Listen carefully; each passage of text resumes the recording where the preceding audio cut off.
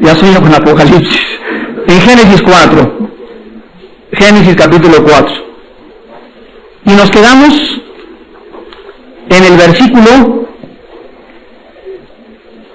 5. Vamos a leer del versículo 4. Y dice nuestro pasaje de esta noche: Abel trajo también de los primogénitos de sus ovejas, de lo más gordo de ellas, y miró Jehová con agrado a Abel y a su ofrenda, pero no miró con agrado a Caín y a la ofrenda suya. Y se ensañó Caín en gran manera, y decayó su semblante. Entonces Jehová dijo a Caín: ¿por qué te has ensañado, y por qué ha decaído tu semblante? Si bien hicieres, no serás enaltecido, y si no hicieres bien, el pecado está a la puerta. Con todo esto, a ti será tu deseo, y tú te enseñorearás de él. Y dijo Caín a su hermano Abel: salgamos al campo. Y aconteció que estando ellos en el campo, Caín se levantó contra su hermano Abel y lo mató. Y Jehová dijo a Caín: ¿dónde está Abel tu hermano?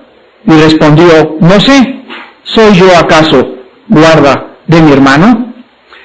Vamos a ver en esta noche, después de haber entrado al capítulo 4 del Génesis, que Caín y Abel son los dos prototipos en cuanto a la actitud de toda la raza humana para acercarse a Dios.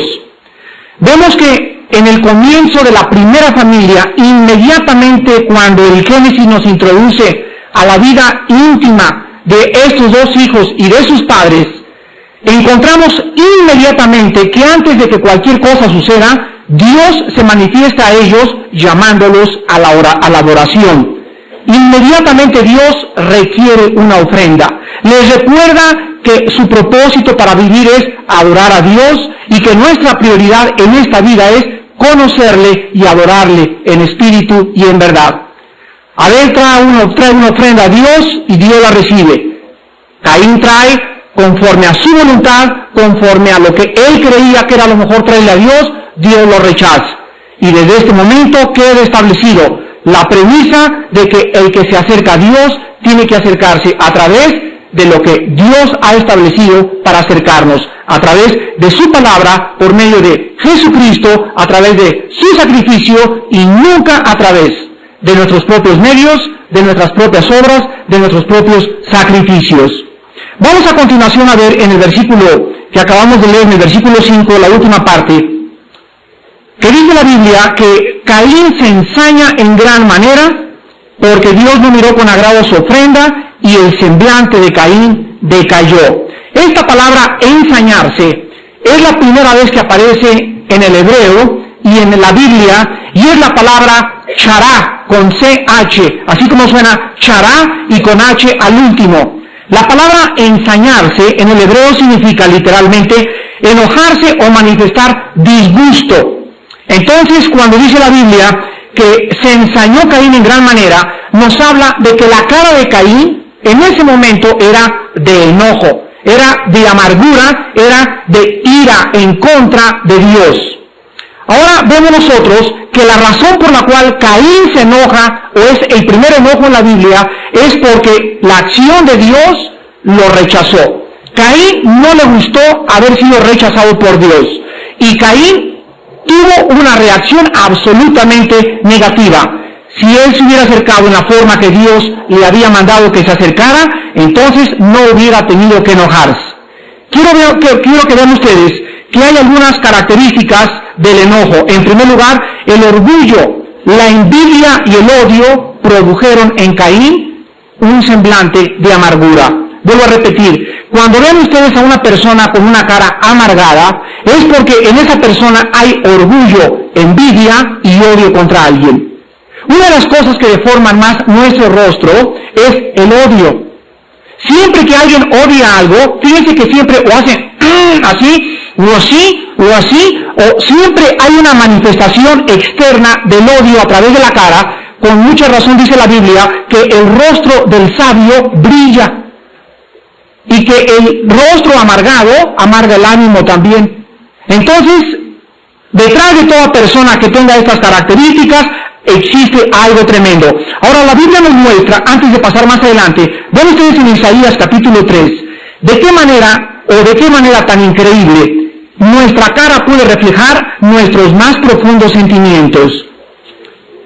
Nuestra cara, nuestro rostro, puede expresar los más profundos sentimientos.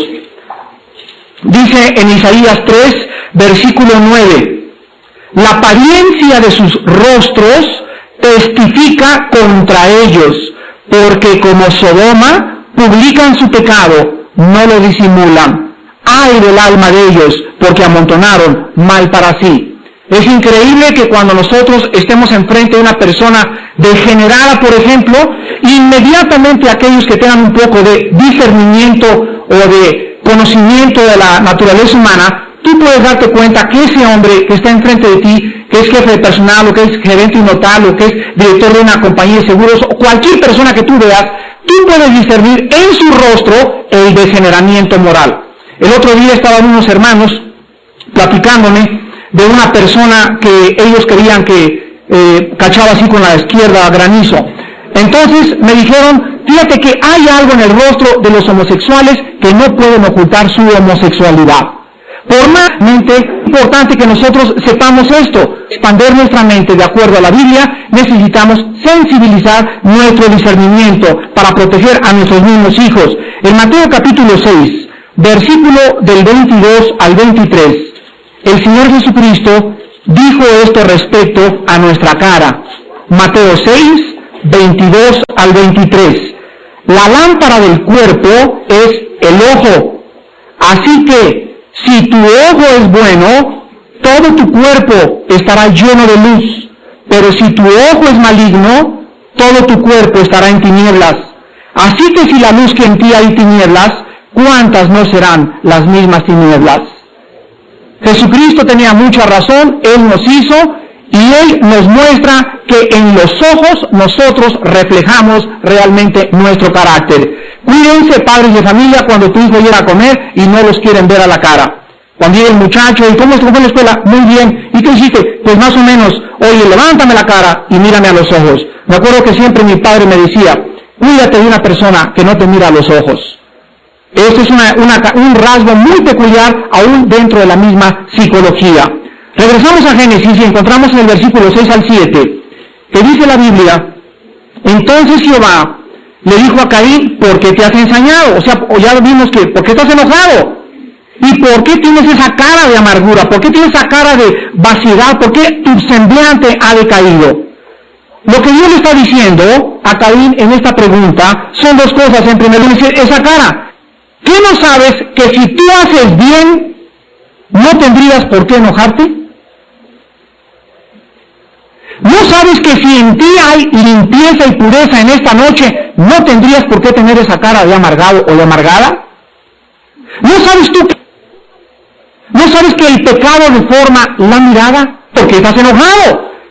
En otras palabras, ¿no sabías que el pecado siempre amargará a la gente y el rostro lo reflejará? Y nosotros tenemos solamente dos opciones en esta noche. ¿Cuántas sobran? Pero si escogemos el camino de la amargura y fruncir el rostro y hacerle cara a la vida, a fardos de la insultante fortuna, como decía Shakespeare en su obra de Hamlet, entonces nosotros llegaremos a los 30, 40 años de edad con un rostro deformado, con un rostro fruncido, con un rostro amargado. Y a todas las personas a nuestro alrededor, en segundo lugar, también Dios le dice a Caín, el pecado está a la puerta. Aquí describe Dios al pecado como un animal que está listo a saltar a su presa en cualquier momento. Dios nos dice que cada vez que nosotros nos levantemos, hay alguien que está tocando la puerta. Cuando tú vas a una fiesta, ya te están tocando la puerta. Cuando estás con un amigo, alguien te está tocando la puerta. El pecado está al acecho desde que el hombre cayó en pecado en el huerto del Edén. Todos los días al levantarte, todos los días en el tráfico, todos los días en tu oficina, siempre estaremos esperando que el pecado nos ataque. Ahora, hay pensamientos malos y hay pensamientos malignos. Fíjense ustedes, los pensamientos malos son los pensamientos que brotan de nuestro corazón. Pero los pensamientos malignos son los que vienen de afuera hacia adentro. Entonces, del corazón salen malos pensamientos. Y yo puedo tener un corazón puro en la mañana de haber orado y haber estado en el Señor, y voy en la calle y me encuentro una muchacha vestida como cabaretera y soy atacado de afuera hacia adentro. Entonces es increíble la guerra encarnizada con el pecado que tenemos, porque si yo oro y yo estoy de rodillas creyendo que ya estoy en la gloria, me equivoco porque salgo a la calle otra adentro. Ahora, si yo estoy fortalecido interiormente, voy a vencer exteriormente. Pero si esa muchacha con pantalones apretados me asalta con sus malos pensamientos sexuales a mi corazón y yo no estoy fortalecido en esa mañana, yo caigo. Entonces hay que salir con toda la armadura de Dios para poder enfrentar los dardos de fuego del maligno. Dice la Biblia que después de que el pecado le dice Dios a Caín que está a la puerta, vamos a ver que Dios le acaba diciendo en este versículo algo muy importante. El principio más importante acerca del pecado en toda la Biblia. Versículo 7.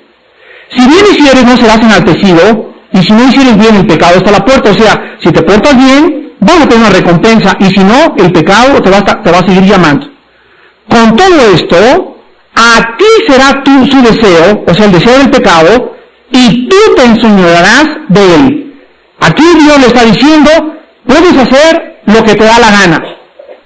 Puedes vivir como tú quieras, pero tú eres y tienes la capacidad para dominar tus impulsos y tendencias pecaminosas. A ti será tu pecado. O sea, tú puedes darle rienda suelta a tus apetitos sensuales. Tú puedes darle rienda suelta a tus ojos. Tú puedes abrir tu corazón a toda la maldad, al robo, al degeneramiento, al fraude, al asesinato. Pero tú puedes decirle no al pecado. Entonces, todo ser humano, desde Caín a nuestros días, se enfrenta con un ataque encarnizadamente inmoral en contra de nuestra propia alma. Y nosotros tenemos que saber que si somos inmorales, si soy homosexual, si soy lesbiana, si soy asesino, si soy ratero, si soy alcohólico, soy drogadicto, es porque yo lo escogí. A nadie le podré decir, mis papás tuvieron la culpa. Mis tíos tuvieron la culpa, nunca fui educado, nunca crecí y me desarrollé en Tepito, yo soy del Abondojo, aunque haya nacido en Tepito y en Chalma y en el lugar más pecaminoso que existe, tú puedes haber nacido en Sodoma y Gomorra, y en Sodoma y Gomorra pudiste haber vencido contra el pecado. Ahí tenemos a Daniel viviendo en Sodoma y Gomorra en Babilonia, y sin embargo manteniéndose puro, porque desde que llegó supo, si le doy rienda suelta a mis ojos, me voy con todas estas muchachas, determino en mi corazón no participar ni tomar estas cosas ni nada de lo que el mundo hace, ni seguir la moda del mundo, y quiero seguir a mi Dios hasta que yo muera. Y Daniel fue un hombre santo hasta los 80 años de edad en que él murió. Vean ustedes en Eclesiastés capítulo 11, que esto es precisamente, Eclesiastés 11, está Salmos, Proverbios y después Eclesiastés. Salomón le dice esto a los muchachos, lo mismo que dice Génesis 4, Dios a Caín. En Eclesiastés 11, versículos 9 y 10, palabras tan famosas y tan conocidas por los jóvenes cristianos. Eclesiastés 11, versículos 9 y 10, Salomón le dice a la juventud, alégrate joven en tu juventud, y tome placer tu corazón en los días de tu adolescencia, y ande en los caminos de tu corazón y en la vista de tus ojos. Pero sabe que sobre todas estas cosas te juzgará Dios. Quita pues de tu corazón el enojo y aparta de tu carne el mal, porque la adolescencia y la juventud son vanidad. Salomón dice, vivan como quieran, ve todos los muchachos que quieras, compra todas las revistas pornográficas que quieras comprar, ve a todas las discotecas que tú quieras, éntrale a la mota desde ahorita, éntrale al alcohol desde ahorita, fornica con tu novia, pero quiero que sepas que tu pecado te va a alcanzar tarde o temprano. Te va a alcanzar en tu matrimonio, te va a alcanzar a los 20 años, te va a alcanzar a los 25 años, pero quiero que sepas que Dios no va a permitir ningún solo pecado que tú hayas cometido que no tenga que ser traído a juicio. Y esto es una de las enseñanzas, regresamos a Génesis, más claras de la Biblia, porque nosotros tenemos la tendencia de creer que podemos engañar a Dios. En el versículo 8, dice Caín a su hermano Abel, salgamos al campo, y aconteció que estando ellos en el campo, Caín se levantó contra su hermano Abel y lo mató. Quiero que vean ustedes, desde que la palabra salgamos es escrita, que el asesinato de Caín fue con todos los agravantes, lo premeditó. Desde el momento que le dijo salgamos al campo, él ya llevaba en el corazón la idea de matar a su hermano. ¿Qué fue lo que obligó a cometer el primer asesinato de la humanidad? ¿Qué fue lo que había en el corazón de Caín para que él tomara una decisión tan radical de convertirse en el primer homicida y el primer mentiroso de toda la humanidad? ¿Saben ustedes por qué mató Caín a su hermano Abel? La respuesta la tenemos en el Nuevo Testamento, en 1 de Juan capítulo 3. ¿Por qué mató Caín a Abel? 1 de Juan capítulo 3, versículos 11 y 12. Y dice la Biblia, porque este es el mensaje que habéis oído desde el principio, que nos amemos unos a otros, no como Caín, que era del maligno y mató a su hermano. ¿Y por qué causa le mató? Porque sus obras eran malas y las de su hermano justas.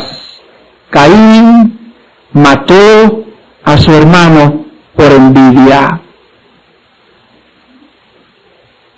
La envidia de que él era mejor que él.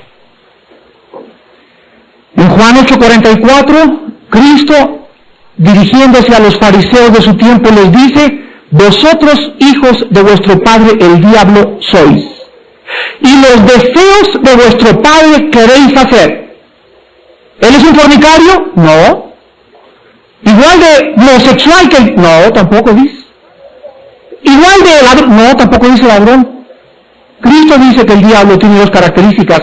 Y de todos los pecados que existen, de todos los que existen, Cristo dijo que había dos principalmente en la naturaleza del diablo y en todos aquellos que le siguen, que es el odio, el homicidio. Él ha sido homicida desde el principio y mentiroso. El odio y la mentira a la luz de Jesucristo pueden ser la rampa o el trampolín que te lancen en una carrera infrenable de pecado y degeneramiento. La mentira. Es increíble cómo Dios pone importancia a mentir. Y de qué manera el pecado puede corromper a una persona cuando una persona es mentirosa. Nosotros estamos acostumbrados a mentiritas blancas. Pues le dice una mentira piadosa: señora, no existen mentiras piadosas, no existen mentiras blancas. La mentira, escúchame, es la negación de la verdad, y Cristo es la verdad. ¿Qué les acabo de decir? Que el que miente niega a Cristo. Ahora nosotros vemos también en Eclesiastés 4:4 que el rey Salomón, refiriéndose a la envidia, dijo que desde ese entonces, Eclesiastés 4:4, he visto, dijo el rey Salomón, asimismo que todo trabajo y toda excelencia de obras despierta, ¿qué cosa? Todo trabajo y toda excelencia de obras despierta la envidia del hombre contra su prójimo. Basta para que tengas un vestido mejor que el de tu prima, para que en tu prima comiencen a nacer o a efervecer pensamientos de envidia. ¿Por qué tiene ella ese vestido y yo no lo tengo? Basta que tu vecino se compre un coche más nuevo para que en ti comience la envidia y comiences a hablar mal de tu vecino. Basta que un predicador tenga éxito para que comiencen a hablar de él, a buscarle cualquier cosa por envidia. Cualquier excelencia de obras, cualquier cosa que sea mejor que la de otro, cualquier cosa que opaque la vida de otra persona, provoca la envidia del prójimo. Estamos llenos de envidiosos.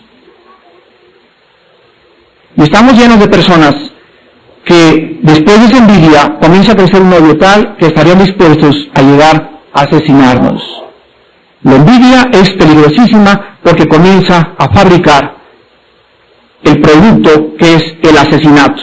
La palabra, regresamos a Génesis, la palabra mató, que se usa aquí cuando Caín mata a Abel, es muy importante porque ha habido muchos teólogos que han dicho que agarró un cuchillo y lo atravesó, que le dio un plomazo con una 45, Pero la palabra que se usó aquí, mató, es una palabra muy importante porque es la palabra hebrea, arag, con H, H-A-R-A-G de gárgara, arag, y significa matar con violencia, matar violentamente. Hay aproximadamente 7 u 8 palabras en el hebreo para referirse a matar.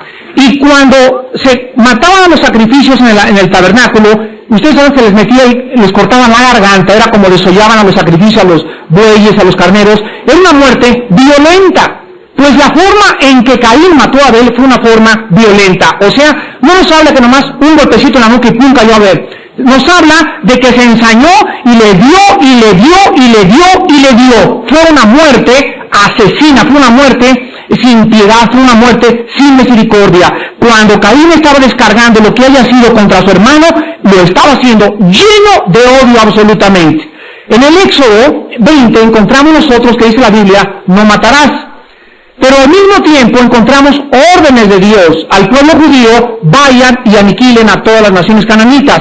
Aquí encontramos una antinomía. Por un lado nos dice no matarás, por otro lado nos dice Dios no maten a unas personas. ¿Cómo podemos reconciliar estas dos verdades? Porque las dos son verdades. Bueno, la reconciliación es la siguiente. La palabra matar en el hebreo, en Éxodo 20, significa matar por venganza, por envidia o por enojo, o sea, con premeditación, alevosía y ventaja. Y cuando yo mato en una guerra, o cuando alguien me ataca y mato en defensa propia, no es la palabra hebrea matar, ahí se usa otro término en el hebreo. Y Dios no le importa quién fue el que jaló el gatillo, a Dios le importa quién jaló el gatillo con odio. A lo que le importa a Dios es el odio que provocó jalar el gatillo. Entonces en la guerra, yo puedo ir y alistarme en la guerra si alguien invade mi país, y los cristianos tenemos la obligación de formar parte de nuestro ejército, 3 veces glorioso, etcétera, etcétera, pero nosotros tenemos la obligación de formar parte de nuestras Fuerzas Armadas si nuestro gobierno nos llama. Y si vamos a la guerra, y Dios nos va a condenar el día del juicio y va a decir, yo les prohibí matar. No, pero también se nos dice, sométanse al gobierno. Ven, aquí hay una antinomía, aquí hay otra vez dos verdades irreconciliables que encuentran su reconciliación cuando comprendemos la Escritura. Nos manda a no matar, pero nos podemos nosotros usar la defensa propia en defensa de nuestro país por causa de la sujeción a nuestro gobierno. Cuando yo mato a un chino que está brincando por mi casa con una ametralladora, en ese momento ese disparo que yo hice, no lo hice con odio, no dice, chino, ya te tenía ganas, ahorita vas a ver, ándale. Ahí estoy asesinando. Vean ustedes la grande diferencia. Entonces, lo que Dios ve no es el balazo y haberle quitado la vida, sino el coraje y el odio que provocó haber jalado ese gatillo. Ahora, nosotros vemos que este verbo matar se usa 172 veces en el Antiguo Testamento, y repito, siempre lleva la connotación de muerte violenta. Ahora, veamos nosotros también que en este momento vemos la simiente de ¿quién? De Satanás. Veamos con qué rapidez, acabando de ver la promesa en Génesis 3:15, con qué rapidez brinca la semilla de Satanás para atacar la simiente de la mujer. Y brinca tan rápido que en primer lugar corrompe al primer hijo de Adán y Eva y mata al segundo. Aquí no van a ser el Mesías, dijo el diablo. Corrompe al primer hijo, al primogénito que fue Caín, y acaba matando al segundo. Y dijo Satanás, ya gané, ya no nació, ni siquiera llegamos a 2 rounds. Con esto, Satanás trataba de impedir el cumplimiento de la promesa de Génesis 3:15. Qué equivocado estaba, porque Jesucristo no descendió de Abel ni de Caín, sino del tercer hijo de Adán y Eva, que se llamó Set. Y cuando lleguemos a Génesis 15 vamos a encontrar que tuvieron cientos, decenas de hijos e hijas, pero Jesucristo viene del tercer hijo de Set. Regresamos cuando Dios le dice, en el versículo 9, después de que Caín mata a Abel, Jehová interviene inmediatamente, igual que en Génesis capítulo 3. Y lo primero que hace es una pregunta, ¿dónde está Abel, tu hermano? Quiero que vean ustedes que en esta pregunta Dios no era tonto. No le estaba diciendo, y si no me lo dices no lo voy a poder encontrar. Dios le estaba diciendo a Abel, confiésame tu pecado. Esta pregunta llevaba la connotación de confesión. La misericordia de Dios ve lo que acaba de hacer Abel, Caín, y se acerca con él y le dice, ¿eres esto? No, Abel, quiero que de tu propia boca me digas, ¿qué hiciste? Siempre que nosotros tenemos un problema con nuestros hijos, es muy importante, tanto psicológica como espiritualmente, que les demos oportunidad de hablar. Hay muchas veces que me han llegado chismes, tú dijiste esto y el otro, y como el hombre verde me pongo, y llega y ¡pum, pum, pum! Y ni siquiera le doy chance. Puede haber sido una calumnia, puede haber sido no, toda la verdad, o puede estar exagerada esa verdad o ese chisme. Siempre nuestra misericordia se mostrará, quiero oírlo de tus propios labios, ¿qué hiciste? Les damos la oportunidad de que nos digan la verdad. Si después de que hicieron eso, y los enfrentamos, nos dicen la mentira, se agrava más su pecado. Porque aparte de lo que hicieron, nos están mintiendo a nosotros, sus padres. Es lo mismo que nosotros hacemos con las ovejas.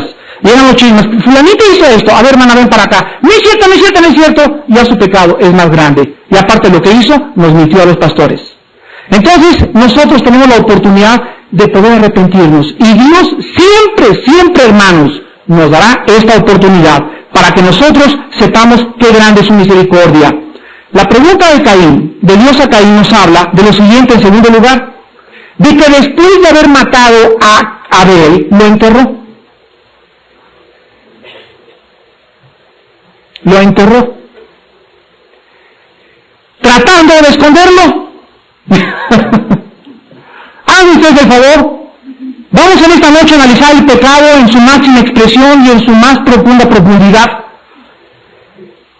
¿Saben ustedes que esta es la tendencia de todos nosotros? Es increíble, así no lo puedo yo todavía asimilar en mi mente, que siendo una persona ya cristiana, teniendo al Espíritu Santo como maestro, como guía, etcétera, etcétera, pueda ese cristiano todavía mentirle a Dios. Tratar de hacer algo a escondidas. Meterte a una película pornográfica, no hay nadie, te metes al cine, pero Dios te está viendo. Mira en la oficina, me robo 5 billetes, Dios te está viendo. Hermanos, aprendamos en este capítulo 4 que el pecado no se puede esconder. ¡Nunca! Dice en Hebreos capítulo 4, 13, que todas las cosas están abiertas y desnudas delante de aquel al que algún día le tenemos que dar cuenta. Lo más irracional que existe del pecado es creer que Dios no nos ve. Vean ustedes Ezequiel capítulo 8. Si ustedes leen Ezequiel capítulo 8, capítulo 9 y capítulo 10, van a encontrar en estos 3 capítulos el juicio de Israel. En el capítulo 8, Dios agarra a Ezequiel y lo lleva a Jerusalén. Y le dice, Ezequiel, mira lo que te voy a enseñar. Y le enseña los pecados que voy a leer ahorita de Israel. Van a ver ustedes cuál es su pecado principal. En el capítulo 9, Dios le dice a los ángeles, comiencen a juzgar a mi pueblo, a los que están en el santuario. Y en el capítulo 10, el Shekinah, la gloria de Dios, abandona Jerusalén y se va para siempre hasta que Jesucristo regresa en el Monte de los Olivos. Pero quiero que vean ustedes cuál fue realmente el sonido. ¿Cuál fue el pecado realmente de Israel? En Ezequiel 8, vemos nosotros en el versículo, Ezequiel capítulo 8, vean ustedes aquí de qué manera Dios en el versículo 12 le dice a Ezequiel lo siguiente, y me dijo, hijo de hombre, ¿has visto las cosas que los ancianos de la casa de Israel hacen en tinieblas? Cada uno en sus cámaras pintadas de imágenes, porque dicen ellos, ¿qué dice? No nos ve Jehová, Jehová ha abandonado la tierra. Agarra Dios a Ezequiel y le dice, mira Ezequiel, son mis líderes. Ellos son los líderes del pueblo y lo que están haciendo, lo están haciendo creyendo que yo no los veo. Yo me acuerdo de una cruzada que tuve en Guatemala. Se juntaron cientos de miles de dólares de ofrenda.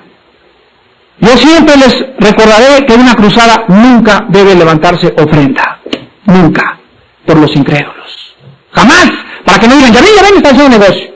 Me dicen, ¿por qué no levantan ofrenda los vecinos? Porque van a tropezar a los incrédulos. Si Dios provee, Él es la obra. No vamos a formar situaciones ni a tratar de, para toda la ofrenda, ¿verdad? Aquí se levanta la ofrenda porque es un estudio bíblico para cristianos. Pero nosotros encontramos aquí en Guatemala, en la cruzada, que venían así las cestas. Y llega la hora de, pues, que me den por lo menos para el pasaje y para mi gasolina, y no me dieron ni para las quesadillas. Yo estaba con un misionero americano y lloramos esa noche en el hotel. Y esa misma noche, a las 10 de la noche, yo estaba tan enojado. Era una ira santa, hermanos. Estaba enojado por el daño que estaban haciendo a la obra. Y por haber descubierto que me habían contratado para hacer negocio, para enriquecerse. Agarramos el misionero y yo fuimos caminando hasta esta iglesia, y cuando abrimos la puerta de la iglesia, estaba todo el dinero así en una mesa de aquí hasta por allá, y todos los que organizaban la cruzada estaban así. A ver quién agarraba, a ver quién apañaba más. Ya se puede imaginar el mensaje del día siguiente. ¿Cómo es posible que estas personas que se dicen cristianas puedan estar creyendo que cuando estaban así, Dios estaba ciego? Viene Ezequiel capítulo 9, versículo 9. Ahí a la vuelta. Y me dijo, la maldad de la casa de Israel y de Judá es grande sobremanera, pues la tierra está llena de sangre y la ciudad está llena de perversidad, porque han dicho, ha abandonado Jehová la tierra y Jehová no ve. Cuando ustedes, hermanos en Jesús, comienzan a portarse de esta manera, comienzan a vivir de tal manera que comienzan a tener pecados ocultos, revistas así escondidas sin que nadie las vea, películas así metiéndolas en tu casa sin que nadie las vea, una canita al aire sin que nadie te vea, es cuando has dado el paso a tu propia autodestrucción. Esto se llama perder el temor de Jehová. ¿Qué es el temor de Dios?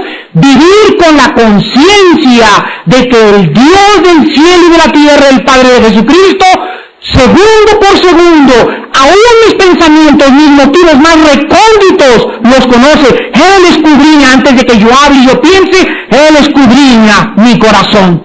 Y no lo puedo engañar. A ver, mi contador, apárteme estos impuestos para acá. ¡Cuidado! Dios te está viendo y Él pagará a cada uno de nosotros conforme a nuestras obras.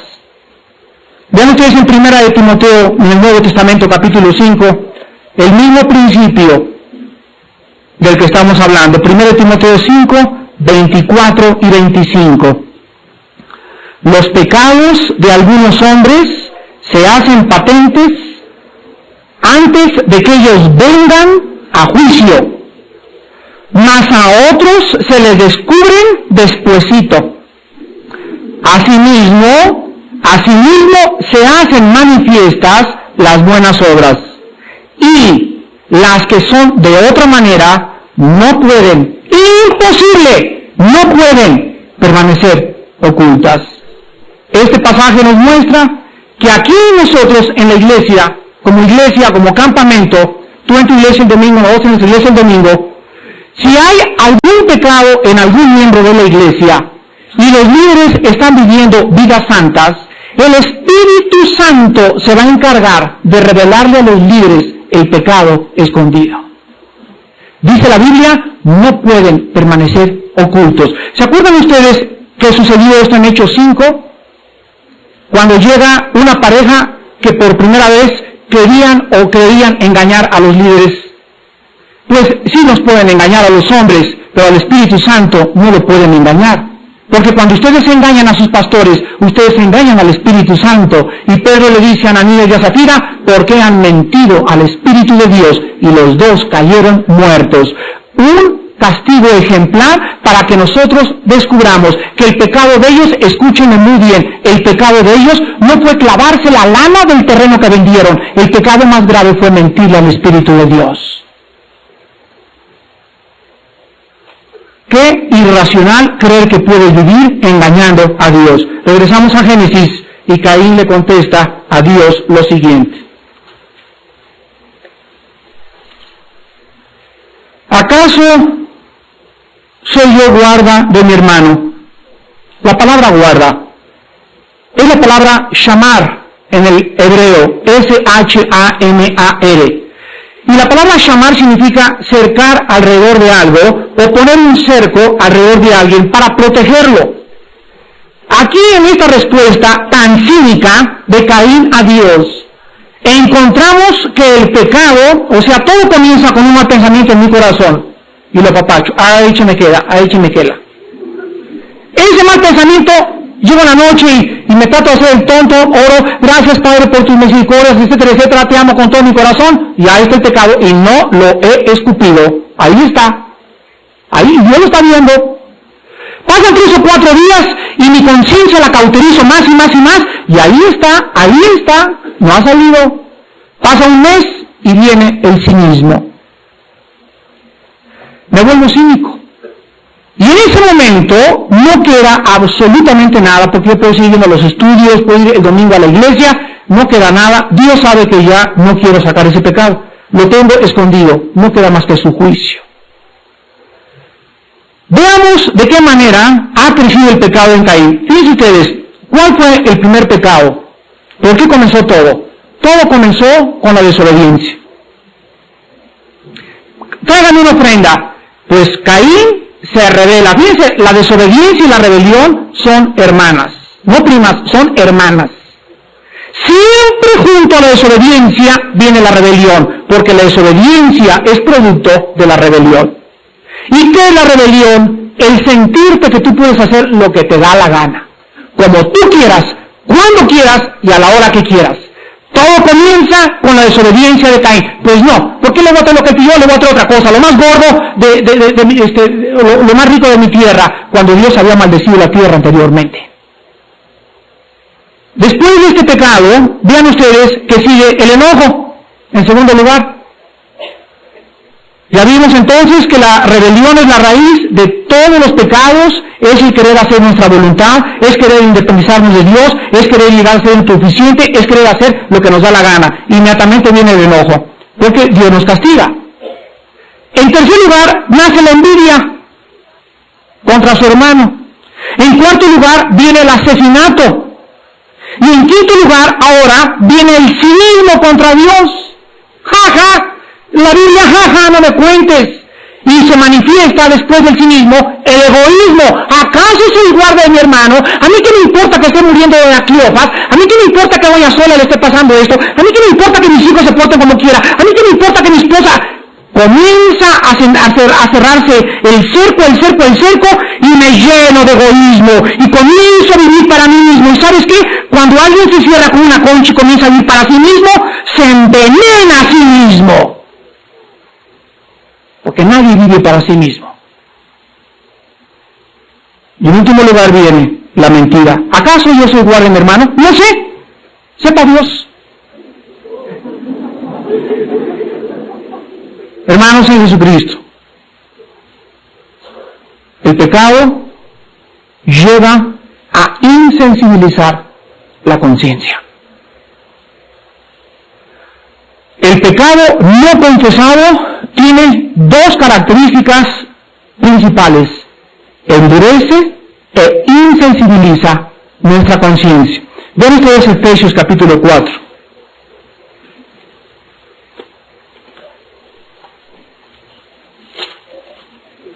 El apóstol Pablo, versículos 17 al 19, Efesios 4, 17 al 19, dice Pablo: esto pues digo y requiero en el Señor, que ya no anden como los otros gentiles que andan en la vanidad de su mente, teniendo el entendimiento entenebrecido, ajenos de la vida de Dios por la ignorancia que en ellos hay, por la dureza de su corazón, los cuales, observen, después que perdieron, ¿qué cosa? Toda sensibilidad, se entregaron a la lascivia para cometer con avidez toda clase de impurezas. Yo les dije un día a un grupo de muchachas en el seminario para los jóvenes que una muchacha que tiene relaciones sexuales a los 13 años se asusta a los 13 años. ¿Y qué hice? Etcétera, etcétera. Al año la vuelve a hacer la muchacha y ya lo hace más fácilmente. A los 17 años lo hace un poco más fácil y a los 18 años lo hace como si se comiera una concha para cenar. ya está insensibilizada. Es una pequeña ramedita a los 18 años. El pecado insensibiliza. Llega el momento en que dices, todos lo hacen. Llega el momento en que dices, no es peor que el de mi vecino. Llega el momento en que tú dices, pues no estoy tan mal como otras personas. Y cuando nos medimos nosotros con otras personas y con otros hermanos, nos hemos olvidado que el ejemplo es Cristo. Escuchen esto, cuando Dios castigó a su Hijo, Dios castigaba el pecado. Y cuando Dios castigaba el pecado, era porque Él nos decía en esa cruz, si mi Hijo, mi amado Hijo, no pudo ser perdonado, ¿cuánto más ustedes? El que no escatimó a su Hijo, en este momento el pecado es puesto de ti, tengo que descargar mi castigo, tengo que golpearte, mi ira, mi maldición son contra ti, el justo, el santo, hecho más sublime que los cielos, Cristo Jesús moría por el pecado, ¿y tú crees que Dios va a perdonar tu pecado?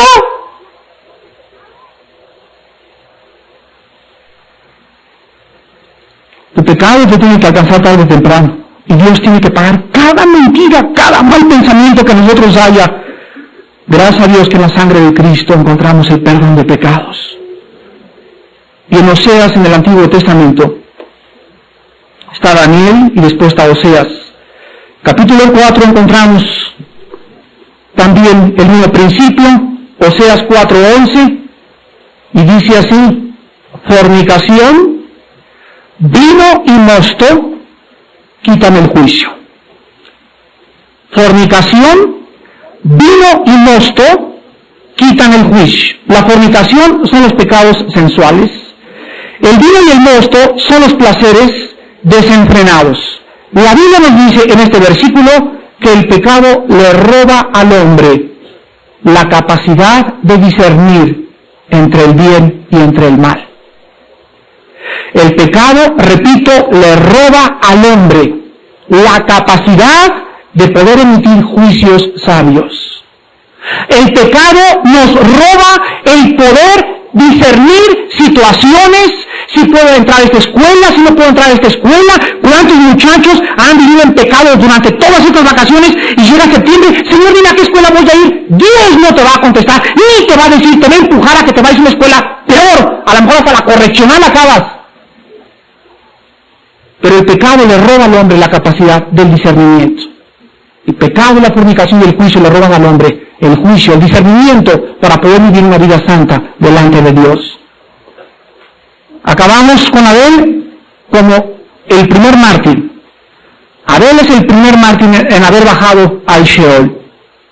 Abel es la primera alma en toda la historia de la humanidad que baja a esperar donde estaban todos los espíritus antes de la muerte de Cristo, en el Sheol, esperando la venida del Mesías prometido. Abel, pues, inaugura como el primer mártir de la iglesia de Dios el Sheol y el mundo de los espíritus. Regresamos al versículo 10 en el capítulo 4 y encontramos que Dios continúa tratando con Abel diciéndole, ¿qué has hecho? La voz de la sangre de tu hermano clama a mí desde la tierra. Ahora pues, maldito serás tú de la tierra que abrió la boca para recibir de tu hermano la sangre de tu hermano. Quiero que noten aquí por primera vez la palabra sangre. Es la primera vez en la Biblia que aparece la palabra sangre. Y quiero que noten ustedes en relación a qué se usa la palabra sangre, porque toda la Biblia está tapizada desde el Génesis hasta el Apocalipsis por la palabra sangre. En primer lugar encontramos que la palabra sangre está asociada con un clamor. Dice así, en el versículo 10, la voz de la sangre de tu hermano clama a mí desde la tierra. Viene Caín, mata a su hermano, la sangre es salpicada por todos lados, la sangre moja la tierra, va y lo entierra a su hermano, y dice Dios, ¿sabes qué, Caín? Tú mataste a tu hermano, pero esa sangre está gritando. La pregunta es, ¿qué gritaba esa sangre? ¿Cuál era el clamor de la sangre del mártir Abel? Eran dos clamores. En primer lugar, esa sangre clamaba por justicia.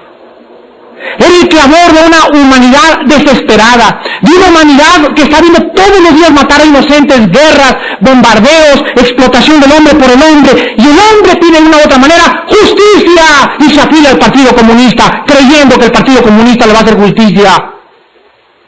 El hombre busca la justicia porque por todos lados estamos viendo injusticias, y en segundo lugar, era el clamor de una sangre que pedía venganza. Esa sangre tenía que ser vengada.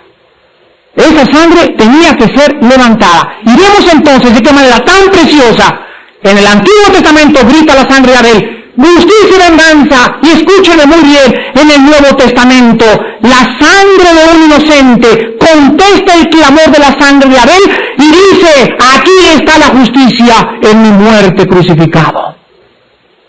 La sangre de Cristo contesta al clamor de venganza y de justicia que todos llevamos en nuestros corazones, y Dios nos muestra en la cruz de Cristo que la justicia y la venganza se han llevado a cabo. Él es vengado, Jesucristo, por todos nosotros en su propio cuerpo, y todos nosotros somos reconciliados con Dios por medio de la muerte preciosa de su Hijo Jesús.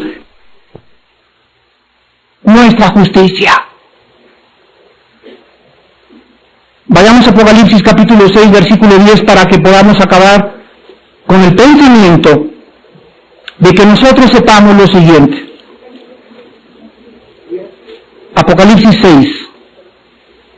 Vamos a ver 5 pasajes del Apocalipsis. Quiero acabar diciéndoles a ustedes en esta noche lo siguiente. Durante todos estos 6.000 años que ha habido aproximadamente de historia del hombre, de acuerdo al Instituto para la Investigación de la Paz en Suecia, Estocolmo, la estadística dice que aproximadamente 6.000 años ha habido solamente 25 años de paz en el mundo. Todas las épocas, métete a cualquier libro de historia, tribus, naciones, ricos, pobres, no importa dónde vivieron, es una historia de guerra. El hombre contra el hombre. Se juntan las naciones para poder agarrarse de la mano todo con el nombre de Naciones Unidas y dicen, vamos a través de nuestros métodos, nuestro racional, por favor, caballeros, racionen, cálmense todos, vamos a tratar. No puede el razonamiento, no puede la lógica, no puede nada acabar el odio del hombre contra el hombre. ¿No es verdad? Tan es así que estamos al borde de una tercera guerra mundial. Ahorita hay judíos contra árabes, protestantes contra católicos, negros contra blancos, chicanos contra latinos, latinos contra puertorriqueños, puertorriqueños contra haitianos.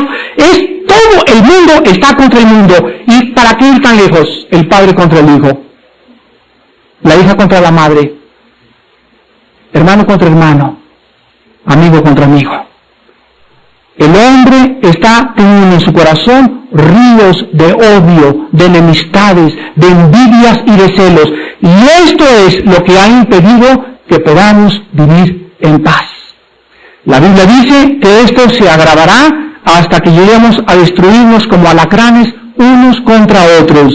Pero quiero decirles a ustedes que el libro de Apocalipsis nos muestra que toda la sangre que ha sido derramada en toda la historia de la humanidad será vengada. Dice Apocalipsis 6:10, y clamaban, estamos hablando de mártires en el cielo, y clamaban a gran voz diciendo, ¿hasta cuándo, Señor santo y verdadero, no juzgas y vengas? ¿Qué cosa? Nuestra sangre de los que moran en la tierra. Aquí la Biblia nos describe un cuadro bellísimo y nos pinta a los mártires, a todos aquellos santos que por ser fieles al testimonio de Cristo, por ser fieles a la palabra de Dios, por no haberse mezclado con el mundo, por no haberse vendido al mundo, por no haber querido agradar al mundo, el mundo agarró una macana y como Caín los mató. Y esta sangre de estos asesinos algún día será vengada. Dice en Apocalipsis que será vengada cuando todos los mártires hayan muerto. Los últimos serán los 2 testigos en la última mitad de la tribulación. Ahora ven ustedes Apocalipsis 16, del 5 al 6. Y oí al ángel de las aguas que decía, justo eres tú, oh Señor, el que eras y que eras, el santo, porque has juzgado estas cosas, por cuanto, ¿qué cosa? Derramaron la sangre de los santos y de los profetas, también tú les has dado a beber sangre, pues lo merecen. Apocalipsis 17, versículo 6. Vi a la mujer ebria de la sangre de los santos y de la sangre de los mártires de Jesús, y cuando la vi quedé asombrado con gran asombro. Aquí encontramos el cuadro final donde se van a unir todas las religiones, católicos, protestantes, budistas, musulmanes, van a levantar una bandera y van a decir, todos tenemos el mismo Dios. Esto es una mentira bíblicamente, porque no pueden caminar dos de acuerdo si no estuvieran juntos en el mismo principio. Es más posible y es mejor estar separados por la verdad que unidos por el error. Escúchenme muy bien. Es mejor que nos separe la verdad y que la verdad sea la causa de división, pero no podemos estar unidos por un error y por una mentira de que todas las religiones llevan a Dios. Es Cristo Jesús, el mediador entre Dios y los hombres. Esto se llama ecumenismo. Existe actualmente un concilio que se llama el Concilio Mundial de Iglesias, que es la organización más diabólica y satánica, tratando de unir a todas las religiones bajo la misma bandera. Este Concilio Mundial de Iglesias es la semilla que ha sido sembrada para que comience a formarse la ramera Babilonia. Y escúchenme muy bien, dice la Biblia, que este conjunto de iglesias son los que han derramado la sangre de los mártires. Y no quiero hacer más comentarios. Apocalipsis 18, versículo 24, viene el derrumbamiento de este sistema, de la Babilonia política, y dice algo asombroso. Y en ella, Apocalipsis 18, 24, en ella, o sea, en Babilonia, la ramera, se halló ahí la sangre de los profetas y de los santos, y de todos los que han sido muertos en la tierra. Pregunta, ¿quién entonces es el causante? ¿Qué sistema o qué organización ha sido la que ha llevado a matar a Lutero, a Juan Wesley, a Juan Hus, a los mártires, a Esteban, a todos aquellos hombres que han muerto de manos violentas durante toda la historia? Escúchenme muy bien. ¿Quién ha sido el que ha derramado la sangre de todos los santos? Porque aquí dice que ahí se encontró la sangre de todos los profetas. Y la respuesta es todo aquel que está en contra de Cristo. Es culpable de la sangre de todos los mártires. El que no es conmigo es contra mí, y el que no junta conmigo desparrama. ¿Eres así o eres acá? ¿Soy o no soy? ¿Eres o no eres? Pero no hay nadie neutral en esta noche. Si eres de Cristo, vives para Él. Si no eres de Cristo, estás del lado de sus enemigos. Y el día del juicio, tú, aunque no jalaste nunca un gatillo o un rifle para matar a un santo, el hecho de haber negado al justo y al santo habla de tu pecado, derramamiento de sangre. Y dice en Apocalipsis capítulo 19, del 1 al 2, después de esto oí una gran voz de la gran multitud en el cielo que decía, aleluya, salvación. Y honra y gloria y poder son del Señor Dios nuestro, porque sus juicios son verdaderos y justos. Pues ha juzgado a la gran ramera que ha corrompido a la tierra con su fornicación y ha vengado, ahí está, ha vengado la sangre de sus siervos de la mano de ella. Padre, te damos gracias en esta noche, porque le hemos vencido